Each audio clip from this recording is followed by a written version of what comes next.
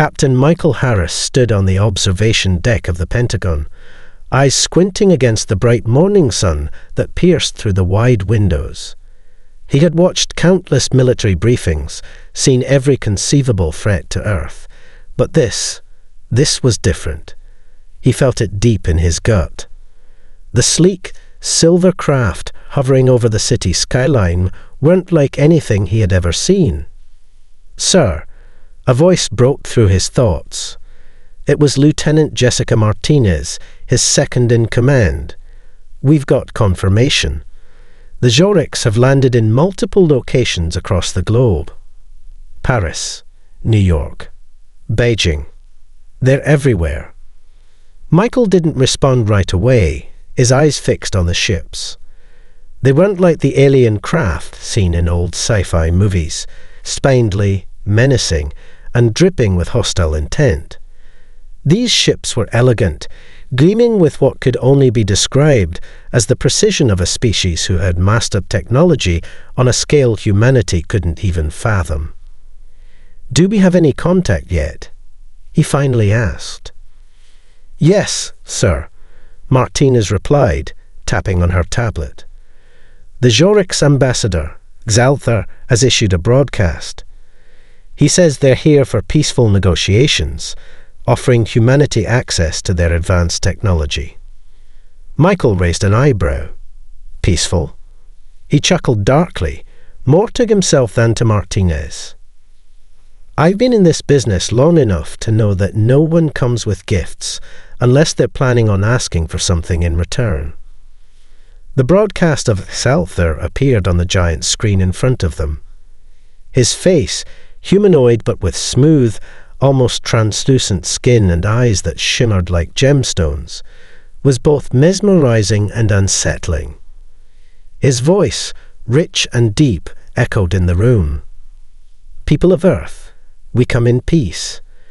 We have watched your world for centuries, and it is clear to us that your species has reached its limits. Your technology, though admirable, is primitive compared to what we offer.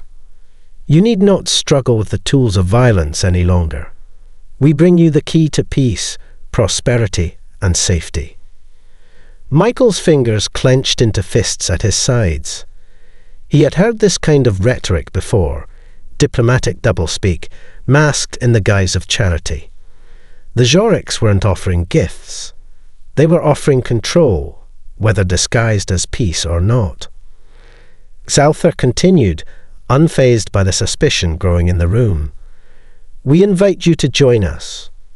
With our technology, you will never need your old weapons again. You will be safe. Your people will thrive." There it was, their true agenda.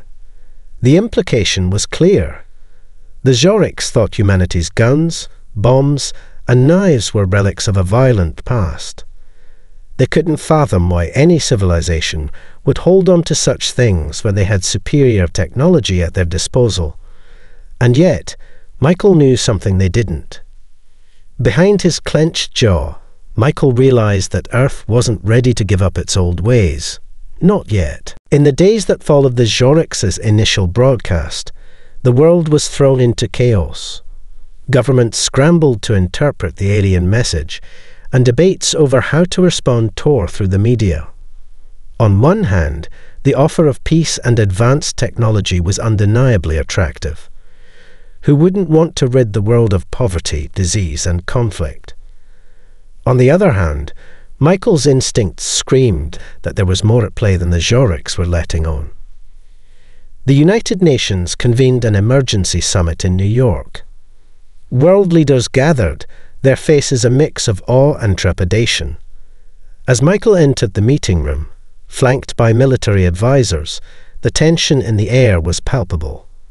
He scanned the faces of the room, some filled with excitement, others wary, but none with the determination he had seen in battle. They were all waiting for answers, hoping for something that could guide them through this uncertainty. Xalthar, along with several other Zoriks delegates, stood at the front of the room, towering over the assembly with an air of quiet authority. Despite their peaceful rhetoric, Michael could see the subtle undercurrent of control in their presence. They were not here simply to negotiate. They were here to impose. "Ladies and gentlemen of Earth," Calthar began, his voice smooth and disarming, "we come not as conquerors, but as benefactors. Your planet stands at a precipice. You have the potential to ascend, to join a galactic community far beyond your understanding. Our technology can rid you of your need for conflict. It is time you leave behind your reliance on outdated weapons. Guns, explosives, and such primitive tools only hold you back." The room fell into a stunned silence. Michael watched the delegates carefully, noticing the eager nods from some. The world leaders on the far end of the room were already discussing trade agreements, looking at the Zoriks like a lifeline. But he couldn't shake the uneasy feeling that gnawed at him.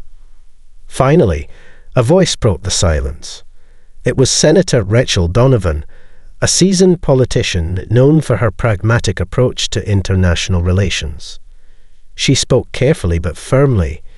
"Ambassador Zalthar, we appreciate your offer, but let's be clear. Are you suggesting we simply relinquish our military technologies in exchange for yours?" Zalthar's gaze met hers, unblinking. "We are suggesting that your world can evolve beyond such violence. Imagine a future where your children need never know war, where weapons are no longer necessary because all conflict is resolved peacefully." At that moment, Michael stood up, his voice cutting through the conversation. "With all due respect, Ambassador, you're asking us to forget who we are," he said, his tone hardening. "These obsolete weapons you speak of, they are not just tools of war. They are part of our history, our identity.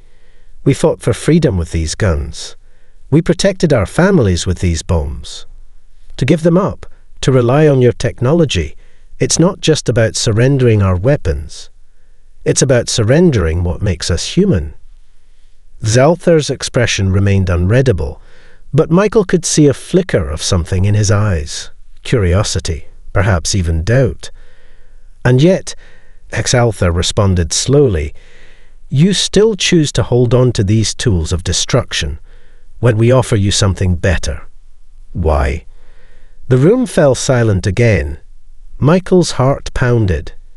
He wasn't sure how to explain it in a way the aliens would understand. How could he convey that for humans? A weapon wasn't just a tool for killing. It was something deeper, something that spoke to their very will to survive. "We'll see," he muttered under his breath.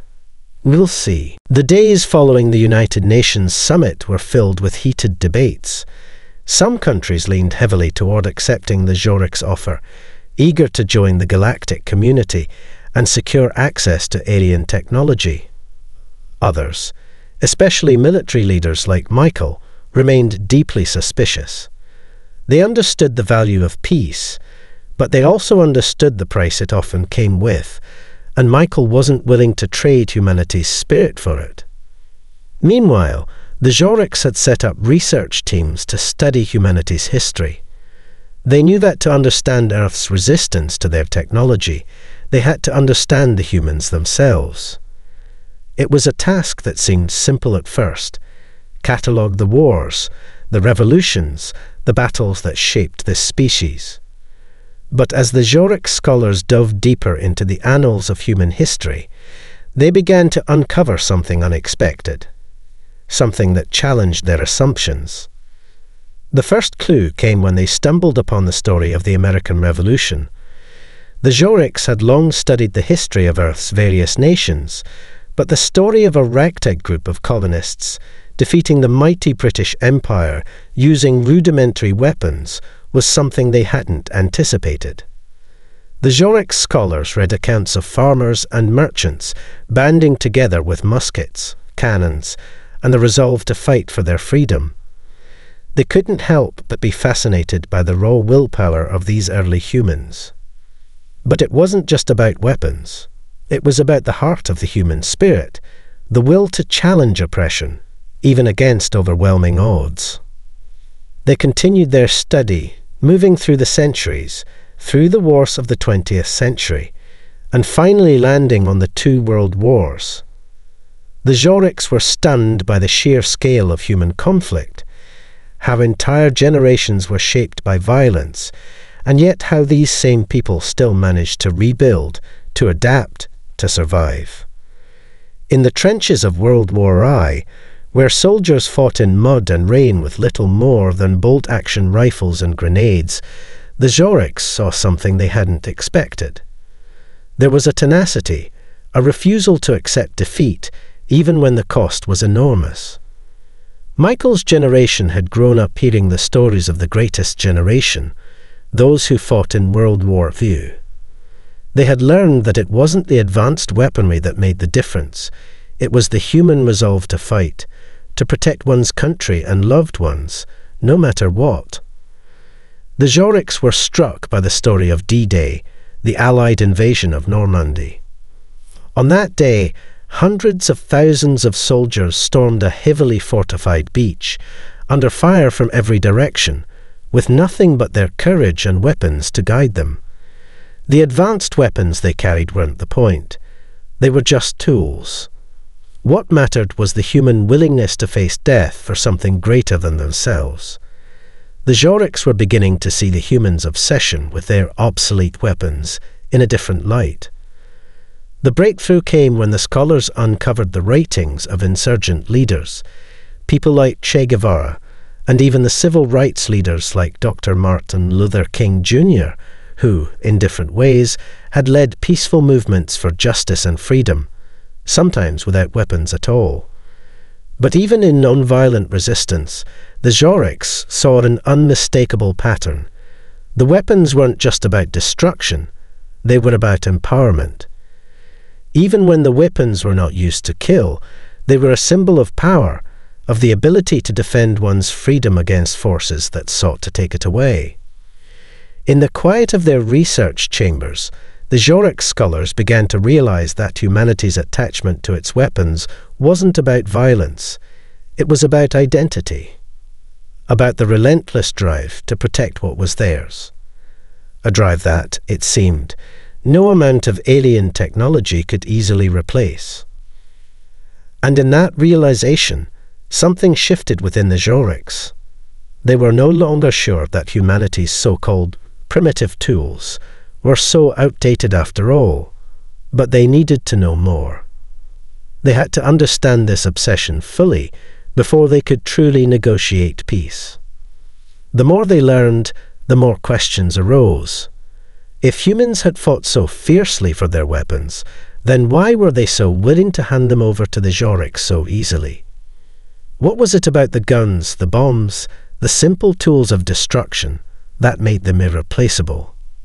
The answers, they feared, would not be simple. The Zoriks' quiet contemplation was shattered when the Tyrano, a ruthless and bloodthirsty alien faction, launched a surprise invasion of Earth. The Tyrano had no interest in diplomacy or peaceful coexistence. Their sole goal was conquest, and they were fast, brutal, and merciless. Within hours of their arrival, major cities around the world were under siege. Michael had just finished reviewing reports of Zoriks activity when the first explosion rocked Washington, D.C.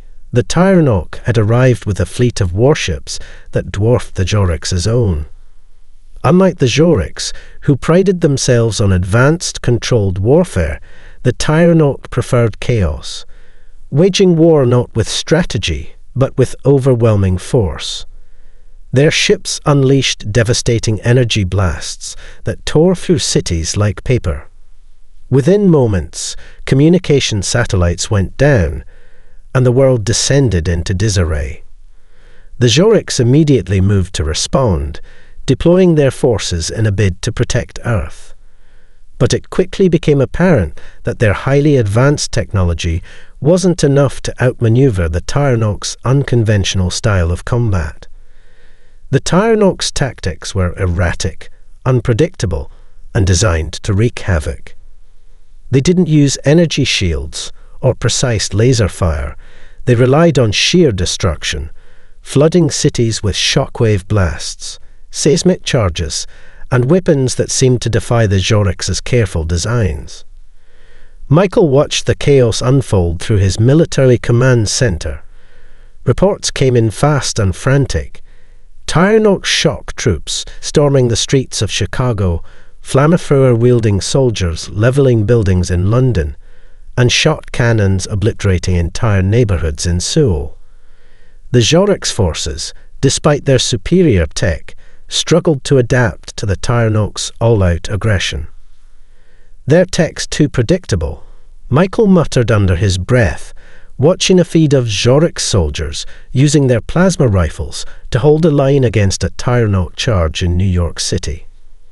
They're not thinking outside the box. These guys fight like they're expecting clean, organized combat. Tyranok are chaos incarnate. They'll never win this way. He wasn't wrong. The Zoriks struggled to counter the Tyranok's vicious, guerrilla-style warfare.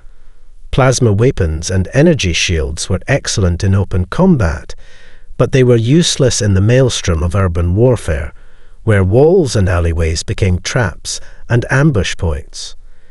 The Tyranok knew how to exploit every crack, every corner. It wasn't until Michael received a direct message from his former command, an elite Marine unit based in the Midwest, that he understood just how far the Zoriks were from grasping the full extent of humanity's strength. "Captain Harris," the message began, "we're holding out here in Omaha, but we need reinforcements. The Tyranok are tearing through the city, and their firepower's too much for our standard weapons.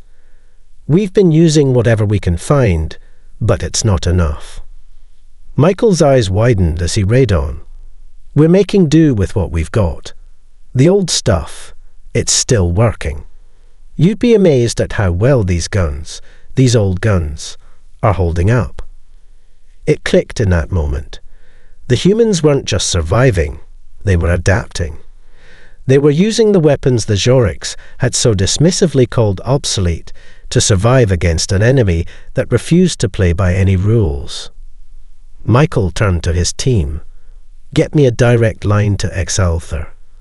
We need to make a change in strategy, and fast."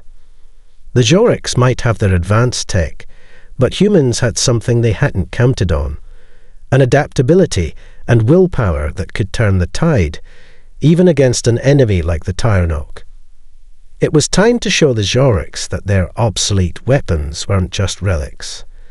They were humanity's greatest strength. Michael stood at the front of the command center, watching a live feed of the chaos unfolding across the world.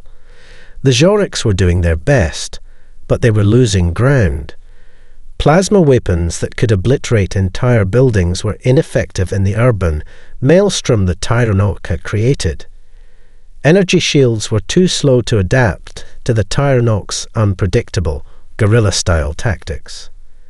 The battle seemed like a losing cause. Then the reports began to come in.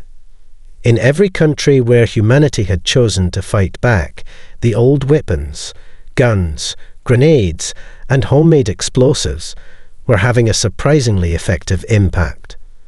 While the Zoriks struggled to adjust, human soldiers and civilians were adapting on the fly, improvising strategies that made use of every available resource. In New York, a group of Marines had set up a fortified position in an abandoned subway tunnel.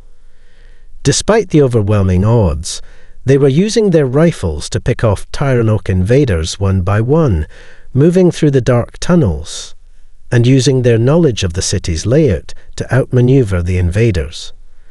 The Tyranok, with their massive war machines, were losing more soldiers to snipers, improvised traps, and explosive ambushes than they had in a full frontal assault. Across the globe, similar stories emerged. In Paris, insurgents with nothing but old AK-47s and Molotov cocktails had turned the city's narrow streets into a labyrinth for the Tyranok. In Africa, militias were using the rugged terrain to their advantage, luring the invaders into traps where homemade explosives and rudimentary firearms were more than a match for the Tyrano's shock troops. Even more surprising to Michael was the revelation that Zorik's commanders were asking for advice. The Zoriks had access to superior technology, yet they were baffled by the effectiveness of human tactics. They simply couldn't replicate the spontaneity, the unpredictability that made humanity so dangerous. On a video call with Zelther, Michael could see the strain in the alien's face. "Your people are relentless," Zelther said, his voice tight with frustration. "I cannot comprehend how your forces are managing to hold their ground against an enemy with superior weaponry." Michael's expression hardened. "It's not the weapons, Zelther. It's the people. Humans don't give up, no matter what. We're adaptable. We fight dirty when we need to." Zelther's expression flickered. "But your guns, they are nothing compared to our plasma rifles. Our weapons are far more advanced." "And yet," Michael replied, "your plasma rifles don't work in a street fight. They don't work when the enemy's in the shadows, or when they're willing to die to protect their home. We've been fighting wars on this planet for centuries, Zelther. We don't need your fancy tech to survive. We just need to outthink you." It was a moment of revelation for the Zorik's leader. The human spirit, something they had dismissed as primitive, was in fact what had made them so formidable. The Zoriks had spent centuries perfecting their technology, their weapons, their strategies.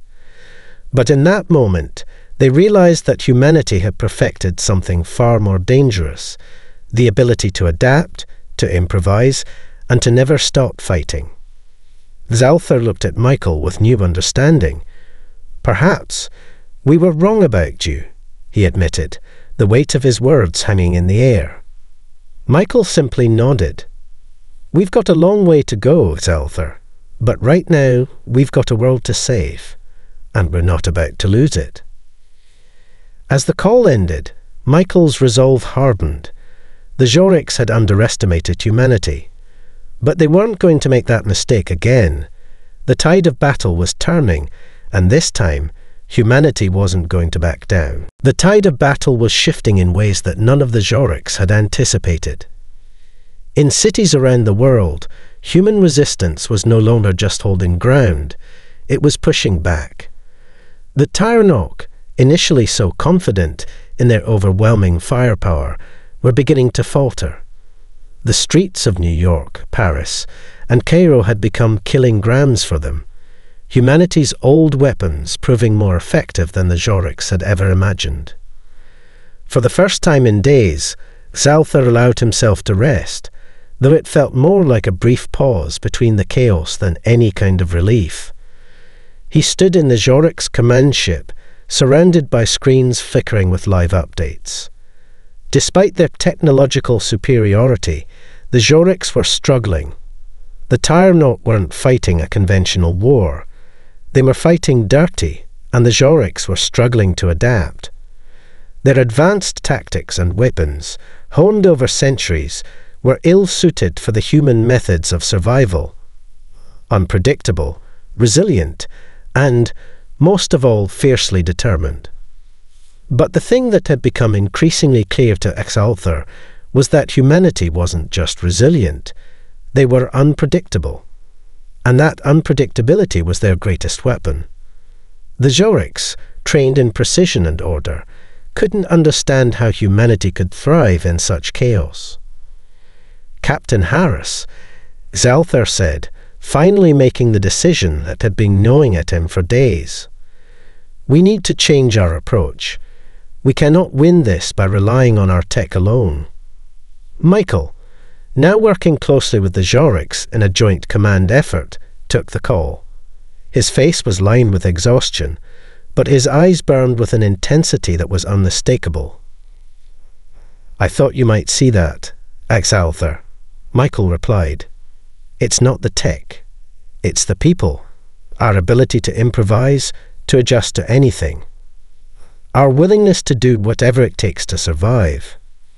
Zalthar hesitated. We have never had to rely on such methods. We do not fight as you do. We dominate, we control. And it's not working, Michael said bluntly.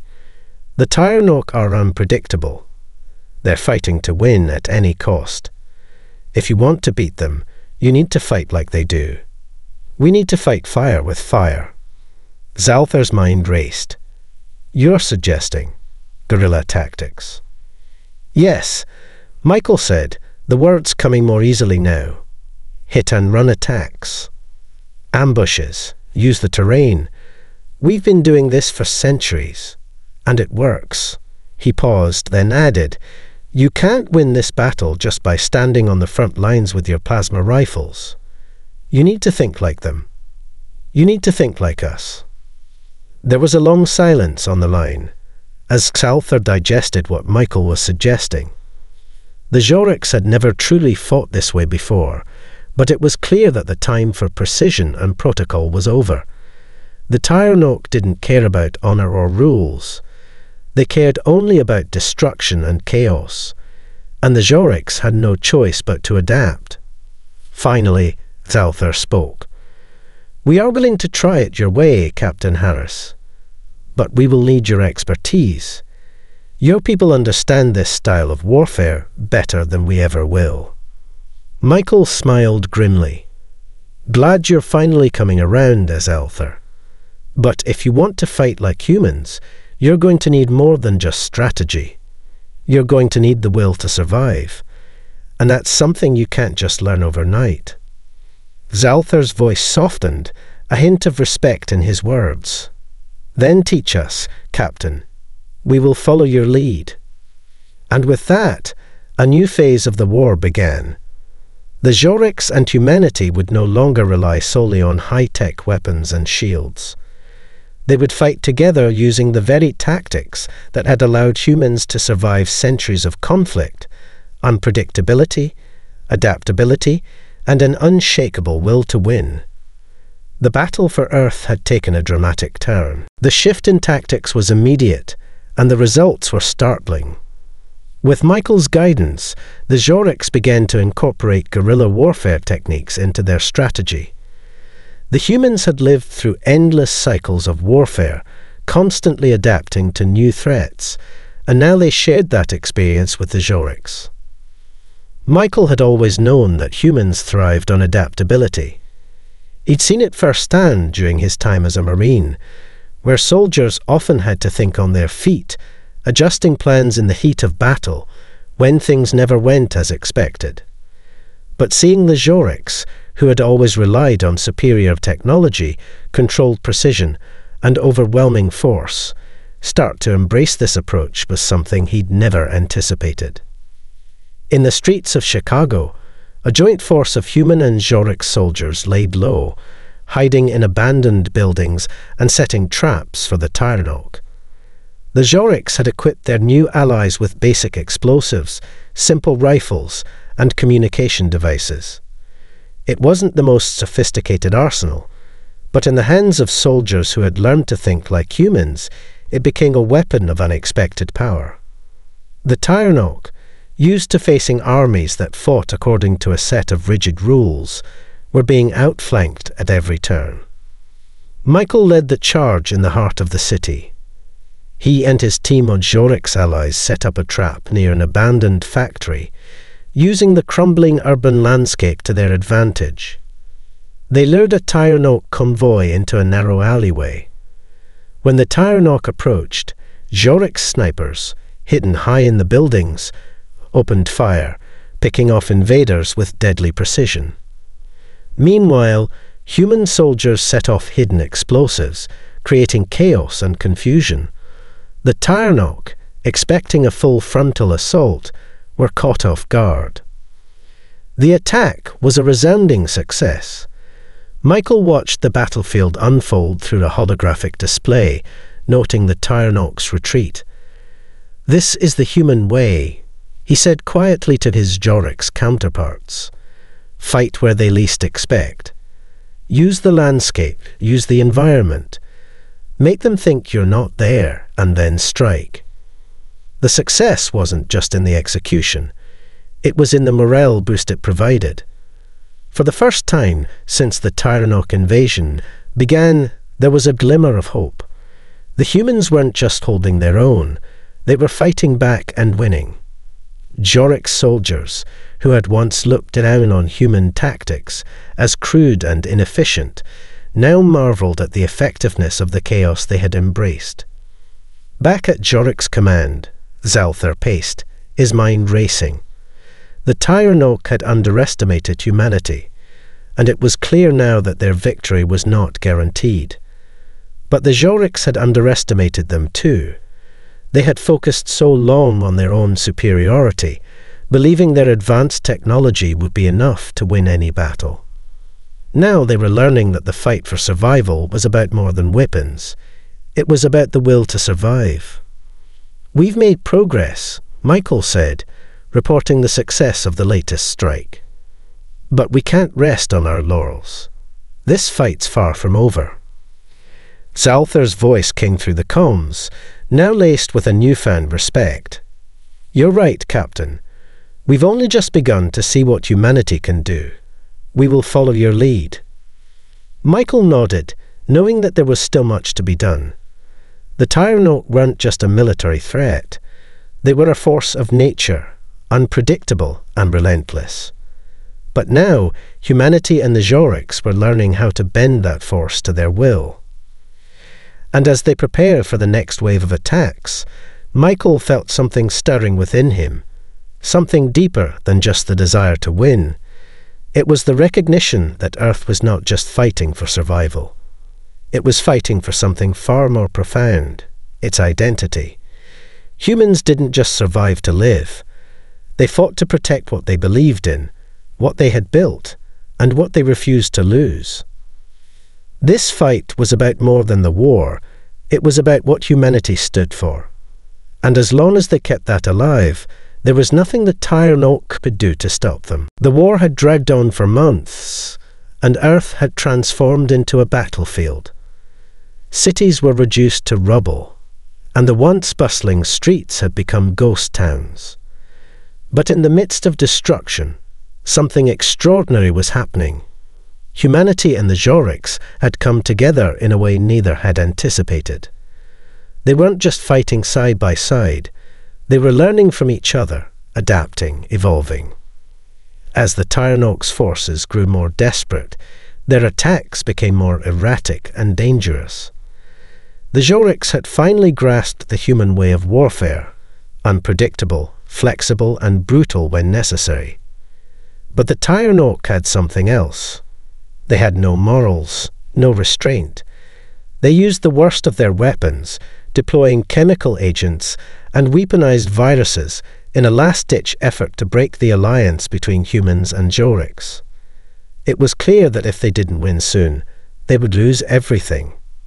For the first time in months, Michael stood at the front lines with a clear sense of purpose. The battle for Earth had entered its final phase. A massive Tyrano invasion force was massing just outside Washington, D.C., the last bastion of organized human resistance. This was it, the final showdown. The Zoriks had prepared their most advanced weapons, but Michael knew it wouldn't be enough without human ingenuity. "We've got one shot at this," Michael said, his voice steady, though his heart raced. He addressed a joint command of Zoriks and human soldiers, gathered in a hidden underground bunker beneath the ruins of the capital. "This is our home. This is where we make our stand.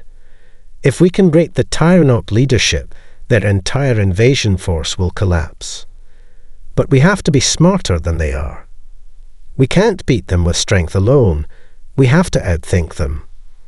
Zalthar, now dressed in the same tactical gear as the humans, stood beside him.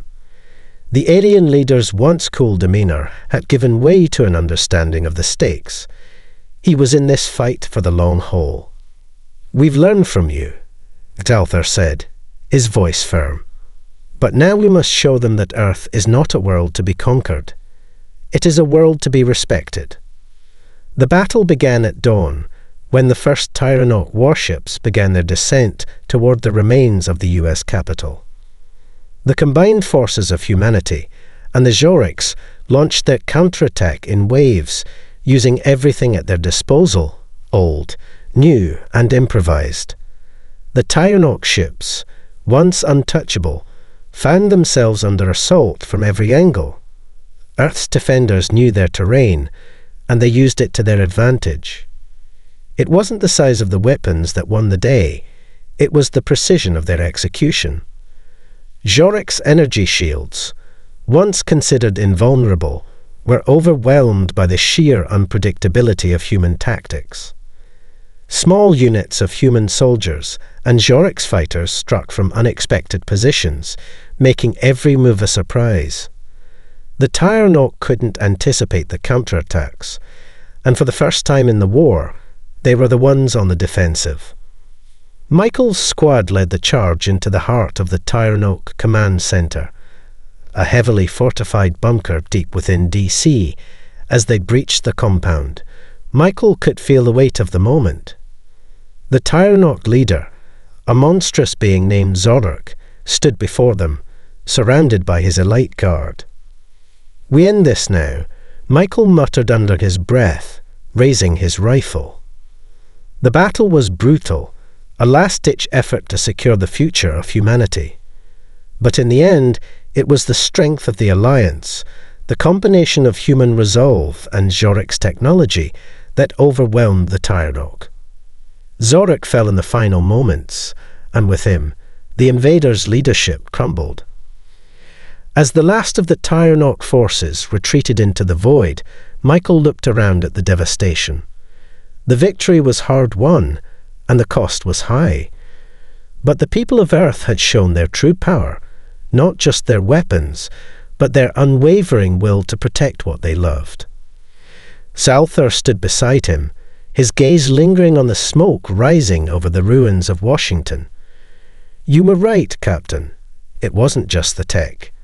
It was you, your people's spirit. That is what saved this world." Michael nodded, his eyes hardening as the weight of the victory settled in. "It's not just about the fight we won. It's about everything we stand for. We don't need to give up who we are to survive. The Tyrano learned that the hard way. Earth was battered, broken, but it was still standing." And as Michael looked up at the rising sun, a new dawn for humanity and its Zorik's allies began to take shape. Together, they had shown the universe that humanity was a force not to be underestimated. And for the first time in a long time, Michael believed that no matter the future, humanity would never stop fighting for it.